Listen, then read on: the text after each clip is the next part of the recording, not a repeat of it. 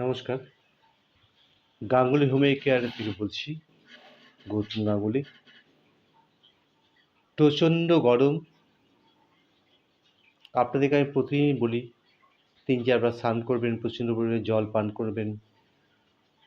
দেখছি এই গরমের থেকে অনেকের গায়ে ছোট ছোট ফোড়া হচ্ছে।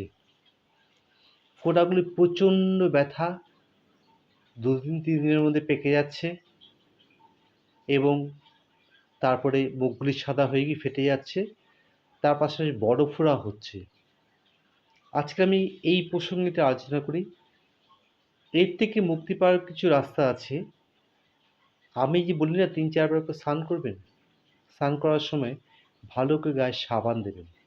ফলে কী হবে, আপনার লোমকূপগুলি পরিষ্কার থাকবে এবং ফোড়াটা হওয়ার কম চান্স থাকবে। কেন ফোড়াটা হয় জানেন তো? আমাদের ঘামের সঙ্গে প্রচণ্ড লবণ বেরোয়, সল্ট যেটা বেরোয় না, ওটা লোমকূপগুলিকে বন্ধ করে দেয়।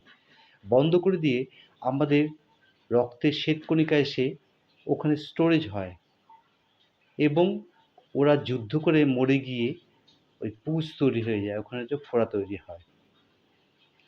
এবার আপনাদেরকে বলি যে কী করবেন, কী খাবেন। প্রথমে ফোড়াগুলো কমাতে গেলে আপনাকে ভালো করে ২-৩ বার সাবান দিয়ে স্নান করবেন। আমি নির্দিষ্ট কোনো সাবানের নাম বলতে চাই না।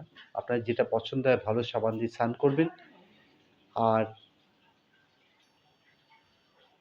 সাবান দিয়ে স্নান করবেন আর গা ভালো করে পরিষ্কার করবেন। আর যে গামছাটা দিয়ে বা টাওয়াল দিয়ে আপনি গা মোছেন সেটিকে ভালো করে ধুয়ে নেবেন।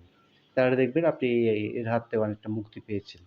ওষুধগুলি বলি, প্রথমে ছোটো ছোটো ফোড়া হলে আর্নিকা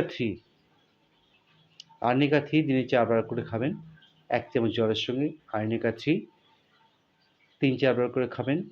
দেখবেন ফোড়াগুলি অনেকটা বেদনামুক্ত হয়েছে, অর্থাৎ ব্যথা কমে গেছে। আর অ্যাডেল 12 অ্যাডেল 12 20 ফোঁটা করে দিনে 3 বার থেকে 4 বার খাবেন, হাফ কাপ জলে দিয়ে। তাহলে আপনার শরীরে টক্সিনগুলো যদি মরে যায় না, আপনার ফোড়াগুলি বন্ধ হয়ে যাবে, আপনার ব্লাডটা পিউরিফাই হয়ে যাবে। আর আপনার এই ব্লাডটাকে যদি পিউরিফাই আপনি করতে পারেন আর অ্যাডেল 12 দিয়ে, তাহলে কিন্তু আপনি ফোড়ার হাত থেকে মুক্তি পাবেন। সেকেন্ড মেডিসিন, আর্টিকাম লেপ্পা 3 দিনে 3 বার 1 চামচ জলে 4 ফোঁটা দিয়ে খাবেন। আর্টিকাম লেপ্পা 3 দিনে 4 বার 1 চামচ জলের সঙ্গে 4 ফোঁটা দিয়ে খাবেন। থার্ড মেডিসিন, ইচিনিশিয়া মাদার দিয়ে ওই ফোড়াগুলিকে পরিষ্কার করবেন। ফোড়াগুলির বুকগুলি দেখবেন পুঁজগুলি বেরিয়ে শক্ত হয়ে গেছে। কী করবেন তখন? ইচিনিশিয়া বাদার কিনবেন, ওর মধ্যে তুলো ভেজাবেন না। তুলোর রোয়াগুলি কিন্তু ঘায়ে ফোড়ার মধ্যে লেগে যাবে। একটা গজ কাপড় নেবেন, গজ কাপড় ছোট্ট টুকরো নেবেন। ওই গজ কাপড়টাকে ভিজিয়ে ওই ফোড়ার মুখগুলি ভালো করে পরিষ্কার করে দেবেন, যাতে ফোড়ার মুখগুলি ক্লিয়ার থাকে। তাহলে ফোড়াগুলি কিন্তু আর পুনরায় বেরোনোর চেষ্টা করবেন আর পুঁজগুলি বেরিয়ে যাবে। যদি দেখেন যে এই ছোট ফোড়া ছাড়াও তার পাশাপাশি বড় বড় ফোড়া হয়েছে, আমি দেখেছি, আমাকে ছবি পাঠিয়েছে যে ছোট ফোড়ার পাশাপাশি বড় বড় ফোড়া, তখন কি করবেন? অ্যান্থোসিয়াম 30 1 চামচ জলের সঙ্গে 4 ফোঁটা করে দিনে 3-4 বার খাবেন। দেখবেন বড় ফোড়াগুলিও ঠিক এইভাবেই শুকিয়ে যাচ্ছে। কেননা অ্যাডেল 12 আপনার এই রক্তটাকে পিউরিফাই করার কাজ করছে তখনই আপনি বুঝতে পারবেন যে আপনার ফোড়াগুলি আস্তে আস্তে কমতে শুরু করেছে। প্রতিবারের মতো বলছি, এবারও বলছি, সুস্থ থাকুন, ভালো থাকুন।